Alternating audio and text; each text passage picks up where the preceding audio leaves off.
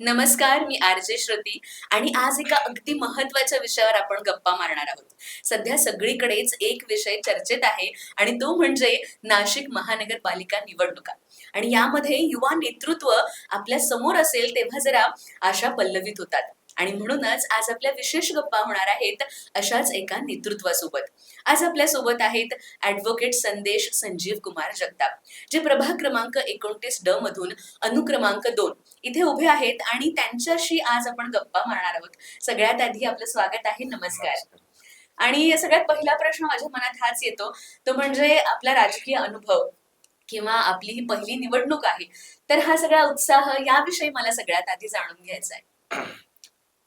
मी तुम्हाला सांगू इच्छितो की वयाच्या म्हणजे मी जस्ट 10th पास आउट झालो तेव्हापासून मी पक्षाचं एक निष्ठपणाने काम करतोय. माझ्याकडे अनेक जबाबदाऱ्या पक्षाने मला माझं काम बघून मला दिले. मी विद्यार्थी संघटनेचा शहर अध्यक्ष म्हणून काम केले, विभाग अध्यक्ष म्हणून काम केले, कामगार क्षेत्रात मोठं काम उभं केलंय व समाजकारण करत असताना प्रभागात अनेक प्रश्नांना वाचा फोडलेला आहे. अनेक निवेदनं, अनेक आंदोलनं करून प्रभागाच्या समस्या हे सोडवायचा अनेक वेळा मी प्रयत्न केलेला आहे आणि त्याच्यात 100% यश मिळालेलं आहे. शेवटी माणूस सत्तेत बसल्याशिवाय प्रश्न सगळे सुटत नाही, म्हणून ही निवडणूक लढायचा मी निर्धार केलेला आहे. वा, आणि आमच्या सगळ्यांच्याच शुभेच्छा तुमच्या सोबत आहेत. एक प्रश्न असा डोक्यात येतो, ते म्हणजे सगळेच जण वचननामा यावर खूप भर देत असतात, पण तुम्ही मात्र विजन कमिटमेंट याकडे लक्ष देताय. सो याबद्दल पण जाणून घ्यायचं. नक्कीच. लहानपणापासून तुम्ही पाहिलं असेल, मी पाहिलं असेल, अनेक निवडणुका येऊन जाऊन असतात. लोक उमेदवार हे वचननामे देतात, निवडून येतात, पण पुढे तो वचननामा फक्त कागदावर असतो. त्याची कुठल्याही प्रकारची अंमलबजावणी होत नाही. लोक त्यांच्या ऑफिसला ताटकळत उभे असतात, ते लोकांचे प्रश्न सुटत नाही. तर माझा निर्धार हाच असेल, जो काही माझा वचननामा असेल, ही माझी कमिटमेंट असेल जनतेला, का तो 5 वर्षाच्या आत पूर्ण करून जनतेला मी दिलेला जो शब्द, जी कमिटमेंट आहे ती पूर्ण करायचा निर्धार माझा 100% असेल. नक्कीच. आणि पार्श्वभूमी तुमची वैयक्तिक जी आहे ती खूप चांगली आहे. माजी सैनिकाचा मुलगा अशी ओळख तुम्ही अगदी आवर्जून सांगता. सो ह्याचा तुमच्या राजकीय विचारांना काय प्रभाव आहे हे जाणून घ्यायचंय. नक्कीच माझ्या वडिलांनी देशासाठी सेवा केली आहे व एक निष्ठता, लोकांना प्रभावी असलेली कमिटमेंट, सेवा करण्याची वृत्ती ही नक्कीच माझ्या रक्तात आहे व जनतेचं काम एक एक दिलाने, एक निष्ठेने, प्रामाणिकपणे करायचा माझा निर्धार आहे आणि ते काम झालं पाहिजे याच दृष्टिकोनाने मी राजकारणात काम करत असतो, रोज करत असतो. नक्कीच. आणि शैक्षणिक दृष्ट्या जर बघायचं झालं तर तुम्ही ॲडव्होकेट आहात आणि उमेदवाराचं शिक्षण जे आहे, मला असं वाटतं की त्याचा विकासाशी नक्कीच संबंध आहे. तुम्ही याकडे कसं बघता? नक्कीच. महापालिका म्हणजे फक्त काय निवडून आलो, लोकांनी मतदान केलं, तर निवडून आल्यानंतर पुढे करायचं काय? हे अनेक म्हणजे मी लहानपणापासून म्हणजे महापालिकेत बघितलं आहे, की लोक निवडून जातात, पण महापालिकेचं सिस्टम काय हेच त्यांना माहित नाही. शेवटी प्रश्न तुम्ही उपस्थित केले सभागृहात, ते पुढे मार्गीच कसे लागणार किंवा एखादं ठेका असेल, एखादं काम करून घ्यायचं असेल, कोणाला नगरसेवकांना कळलंच नाही, तर लोकांची कामं होत नाहीत. बरोबर. म्हणून उच्च शिक्षित लोकांनी राजकारणात आलं पाहिजे. ते प्रश्न सोडवण्याची त्यांच्यात धमक असली पाहिजे आणि सभागृहात जाऊन ते सिस्टीम हाताळून आपलं काम, आपल्या प्रभागाच्या लोकांचं लोककल्याण कसं होईल याच्या दृष्टिकोनाने काम केलं पाहिजे. म्हणून उच्च शिक्षित लोक 100 आणि 101% राजकारणात हवेत. नक्कीच. आणि ह्याचाच उपयोग तुम्ही जेव्हा जिंकून येणार तेव्हा होणार. आणि पुढचा प्रश्न असा मनात येतो, तो म्हणजे प्रत्येक जण 5 वर्ष आपल्या नगरसेवकाकडे अगदी आशेने बघत असतं. संपूर्ण वॉर्ड जो आहे, संपूर्ण प्रभाग जो आहे तो त्याच्या अंडर असतो. सो तुमचा प्रभाग 29 ड, तुमचं काय विजन आहे यासाठी? नक्कीच आमची सिडको वसाहत आहे. मध्यम वर्ग कुटुंब इथे राहत असतात, कामगार वर्ग मोठ्या प्रमाणात आहे. आता सुद्धा आम्ही बघतोय निवडणुकीच्या रिंगणात मी स्वतः उभा आहे. तरी सत्ताधारी जे मागे 15 वर्षापासून, 10 वर्षापासून जे नगरसेवक होते, आज पण तेच पाणी प्रश्न, ड्रेनेज लाईन याच गोष्टीवर भांडतायत. हेच प्रश्न लोकांसमोर पुढे घेऊन जातात. त्याच्या पुढे पलीकडे पण अनेक गोष्टी आमच्या नगरात होऊ शकतात. आमचं पवन नगरचं ग्राउंड आहे, तिथे ब्युटिफिकेशन होऊ शकतं, तिथे टेनिस कोर्ट होऊ शकतं, बॉक्स क्रिकेटचे टर्फ होऊ शकतात. तसं आमच्या परिसरात दुसरं एक मोठं भव्य दिव्य ओपन स्पेस आहे, महाकाली चौक तिथे चांगलं गार्डन उभं राहू शकतं. अजून एक तुम्हाला गंमत सांगायची म्हणजे एक पेलिकन पार्क म्हणून एक भव्य दिव्य मोठी जागा ही नाशिक महानगरपालिकेच्या ताब्यात आहे. माझ्या मित्राची मुलगी ही 3 वर्षाची होती तेव्हापासून त्याचं काम चालू होतं. आज त्या माझ्या मित्राची मुलगी आज 13 वर्षाची, तरी ते पेलिकन पार्कचा दरवाजा अजूनपर्यंत त्या मुलीला बघायला मिळाला नाही, किंवा त्या गार्डन मध्ये घडलं काय, बनतं काय, कोणाला काही माहित नाही. जर असा विकास होणार असेल तर कोणाला परवडणार आहे तो? शेवटी कामच झाली नाही, जनतेपर्यंत जनतेसाठी काही कामं होत नसतील, त्याचा फायदा नाही त्या विकासाचा. नक्कीच. आणि जेव्हा आपण नगरसेवक होतो तेव्हा आपल्या हातात अधिकार येतात आणि त्यासोबतच जबाबदाऱ्या पण येतात. याची जाणीव जर नगरसेवकांनी ठेवली तर आपल्याला वारंवार ऑफिसला फेऱ्या मारणं आणि वारंवार फोन करणं छोट्या छोट्या कामांसाठी हे करावं नाही लागणार. यासाठी तुमचं काय विजन आहे? नक्कीच आमची सत्ता असताना म्हणजे 2012 ते 2017 मध्ये आमची सत्ता असताना महाराष्ट्र नवनिर्माण सेनेने म्हणजेच राजसाहेबांनी एक ऍप लॉन्च केलं होतं, NNC ई कनेक्ट. त्या ऍप द्वारे अनेक म्हणजे नागरिक घरी बसल्या कंप्लेंट्स नोंदवू शकत होता. पण आता कालांतरानंतर आमची सत्ता गेल्यानंतर त्याच्याकडे त्या ऍप वरती दुर्लक्ष झालं. कोणी त्याच्याकडे लक्ष दिले नाही. त्या तक्रारी तिथे अपलोड केल्या तरी त्याचं निवारण होत नाही. पण 100% नवीन AI बेस सॉफ्टवेअर डेव्हलप करायच्या माध्यमात डेव्हलप करून नागरिकांना त्वरित सेवा मिळेल. नगरसेवकांच्या खेटा माराव्या लागणार नाही किंवा अधिकाऱ्यांना फोन करून वारंवार सांगायची गरज पडणार नाही. या दृष्टिकोनातून माझं काम असेल ते. नक्कीच. आणि नाशिककडे महाराष्ट्राचंच नाही, भारताचंच नाही, तर जगाचं लक्ष लागलेलं आहे सिंहस्थ कुंभमेळा आणि यासाठी खूप विकास नाशिकचा होतो आहे. आपल्या प्रभागावर त्याचा कसा इम्पॅक्ट पडेल, चांगला फायदा होईल, हे तुम्ही कशा दृष्टीने बघाल? कसं असतं, कुंभमेळा म्हणजे एक मोठं पॅकेज जे महापालिकेच्या तिजोरीत येतं. शेवटी माणूस तिथे निवडून गेल्यानंतर भांडणारच नाही का माझ्या प्रभागासाठी या गोष्टी मूलभूत सुविधासाठी मला निधी पाहिजे. तिथं भांडणारा माणूस नसेल तर कोणी आपल्या प्रभागाकडे लक्ष देणार नाही. शेवटी तिथं कुंभमेळ्याच्या गंगेत विकास गंगेत आपल्या प्रभागासाठी निधी जेवढा जास्त आणता येईल, प्रभागात चांगल्या गोष्टी घडतील यासाठी माझा 100% प्रयत्न असेल. पण प्रयत्न करणं हे महत्वाचं आहे. नक्कीच. नक्कीच. आणि जितका युवा उमेदवार तितके नवीन प्रश्न हाताळले जातील असं सगळ्यांनाच वाटतं आहे. पण ज्येष्ठ नागरिक हा एक असा मुद्दा आहे. फक्त नाना-नानी पार्क उभं करायचं एवढंच त्यांच्यासाठी महत्वाचं नाही आजकाल. तर याविषयी काय सांगाल तुम्ही? नक्कीच ज्येष्ठ नागरिकांसाठी अनेक गोष्टी आपण करू शकतो. फक्त त्यांना सहलीला घेऊन जाणं किंवा कुठेतरी एक कट्टा ओपन करून द्यायचा, तिथे न्यूजपेपर वाचायला ठेवणं, हे कुठेतरी त्याच्या पलीकडे काही आपण गेलं पाहिजे.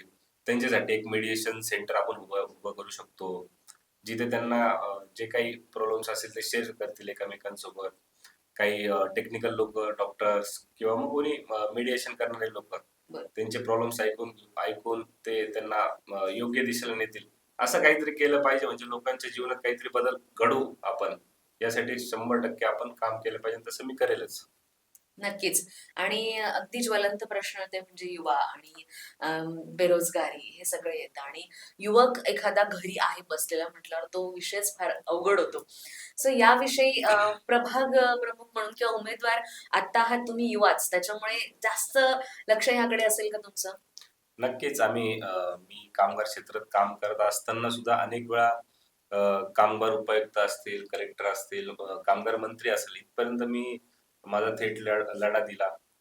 कायदा असताना जिथं स्थानिक मुलांना 80% रोजगार मिळाला पाहिजे, तिथं त्याची अंमलबजावणी आज पण होत नाही. आमच्या प्रभागाला लागत दुसऱ्या प्रभागात MIDC, सातपूर MIDC असो किंवा अंबड MIDC, तिथे आपल्या तरुणांना काम मिळत नाही. बाहेरचे लोक येतात, त्यांना फटकन नोकऱ्या मिळतात. त्यासाठी एक प्लॅटफॉर्म क्रिएट करून, कौशल्य विकास प्लॅटफॉर्म आहेच, पण त्यासोबत एक पॅरलल प्लॅटफॉर्म उभा करून जिथं कंपनीज असतील ते त्यांचा ओपनिंग्स असतील ते तिथे टाकतील. आपल्या मुलांना ते लगेच कळेल त्यांच्या मोबाईल वरती. यासाठी AI टेक्नॉलॉजी यूज करून आपण काही गोष्टी करू शकतो. म्हणजे युवा वर्गाला जो शिक्षित आहे, सुशिक्षित आहे, त्याला लगेच ती नोकरी मिळेल. यासाठी 100% प्रयत्न करूया. नक्कीच. आणि माझ्या अगदी मनातला प्रश्न, जवळचा प्रश्न, तो म्हणजे महिला. ही वोट बँक इतकी मोठी आहे की आजपर्यंत आपण इतर राज्यांचे निकाल बघतो आहोत. चेंज केलेत त्यांनी निकाल. इतकी महिला वोट बँक महत्वाची ठरतीये. सो महिला आणि सुरक्षा हा मुद्दा सध्या खूप गाजतो आहे. यावर तुमचे काय विचार आहेत? नक्कीच महिला सुरक्षा ही खूप प्रामुख्याने मोस्ट इम्पॉर्टंट गोष्ट आहे. फक्त वोट बँक म्हणून असं नाही बघता येणार आपल्याला त्यांच्याकडे. त्यांची बरोबर. सुरक्षता म्हणजे प्रत्येक चौकात कॅमेरा, त्यांची ट्रॅकिंग म्हणजे फॅमिली पॅरेंटल कंट्रोल जे काही असतं म्हणजे हसबंडला वाईफ कुठे जाते किंवा मग ते ट्रॅकिंग प्रॉपर असलं पाहिजे. कुठे तिला मदतीची गरज पडली, SOS सिस्टम आपण लॉन्च करू शकतो. म्हणजे कुठल्याही प्रकारचं क्रिमिनल ऍक्टिव्हिटीज त्यांच्यासोबत घडणार नाही, जसं मालेगावला झालं. असं प्रत्येक ठिकाणी कंट्रोल ठेवता येईल आपल्याला. थोडं कसं आहे, आपण जोपर्यंत नागरिकांना सुज्ञ करत नाही किंवा त्या गोष्टी कळवत नाही, बरोबर. त्याशिवाय ते होणार नाही. आणि आपण करून दाखवूया ते आपल्या प्रभागात. हे रोल मॉडेल असेल माझ्या प्रभागात, मी करून दाखवेल. नक्कीच. आणि जितकी सुरक्षा महत्वाची तितकंच आरोग्यही महिलांचं खूप महत्वाचं आहे. सो आरोग्य म्हटलं की हे सगळेच एक्सपेन्सेस असतात. मोठे-मोठे दवाखाने आणि हे फार अवघड होतो विषय हा. तर मग तुम्ही काय सांगाल महिलांचं आरोग्य किती महत्वाचं आहे आणि ते तुमच्या वॉर्डात तुम्ही कसं वेगळ्या पद्धतीने नक्कीच. हँडल करणार? आमच्या शेजारीच वॉर्डच्या शेजारीच एक मोरवडी स्वामी समर्थ रुग्णालय आहेच. हं. पण ते तिची क्षमता खूप कमी आहे. म्हणजे मोजून 20-25 बेडचं ते हॉस्पिटल. माझ्या वचननाम्यात, जाहीरनाम्यात तेच आहे का मी 100% एक 100 बेडचं हॉस्पिटल हं. आमच्या प्रभागासाठी, सिडको वासियांसाठी उघडेल. तर अच्छा. तिथे उत्तम A1 प्लस दर्जाची मेडिकल सेवा, हेल्थ केअर, तर महिलांना कमी दरात, जे काही अल्प दर असतं महापालिकेचे, त्या दरात त्यांना मोफत किंवा मग अल्प दरात हं, आपण हं. त्यांना आरोग्य सेवा देऊ शकू. यासाठी प्रयत्न 100% असणार. नक्कीच. आणि आपल्या प्रभागात जास्तीत जास्त लोक जे आहेत ते कंपन्यांमध्ये काम करणारे वगैरे आहेत. सो शाळा आणि त्यावरचा खर्च जो आहे, हा एक मोठा मुद्दा आहे. सो आपल्या महानगरपालिकेच्या शाळा आणखी अद्ययावत कशा होतील, यावर प्रभागातूनच काम करता येईल का?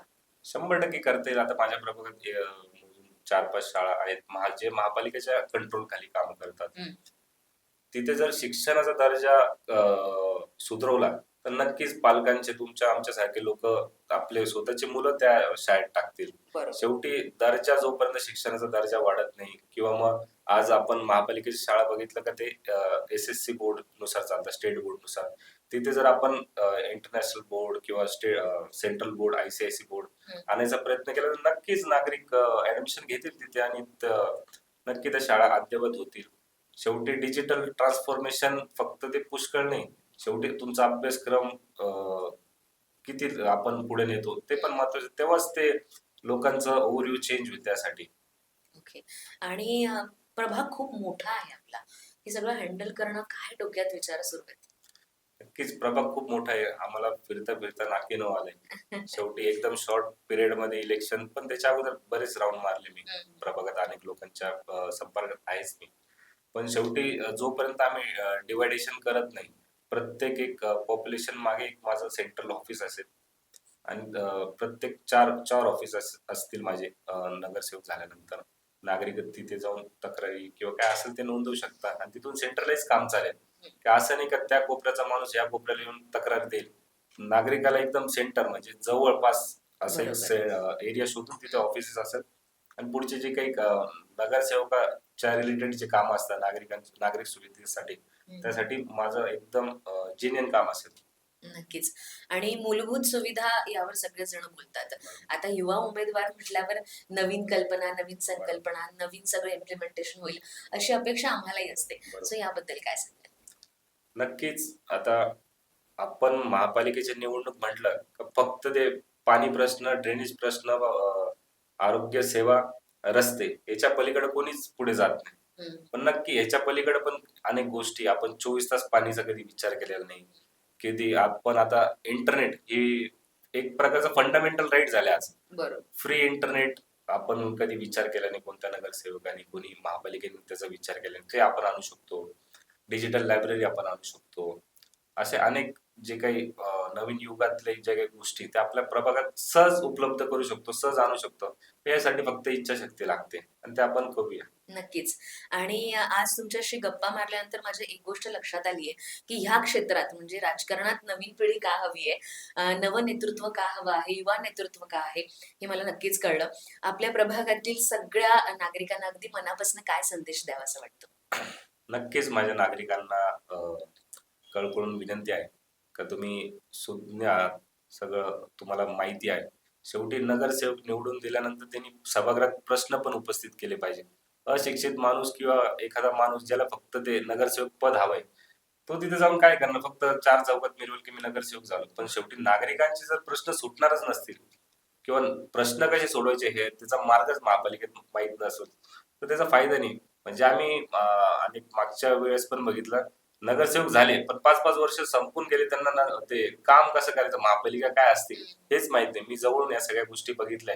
पक्षाचं काम करत असताना, निवेदन देत असताना, अधिकाऱ्यांसोबत संबंध ठेवत असताना, तुमचा करेक्ट नसेल महापालिकेसोबत, फक्त निवडणूक लढवायची, जिंकायचं आणि पुढे नागरिकांना तोंडच दाखवायचं नाही, कारण की आपल्याला माहितीच नाही प्रश्न कसे सोडवायचे.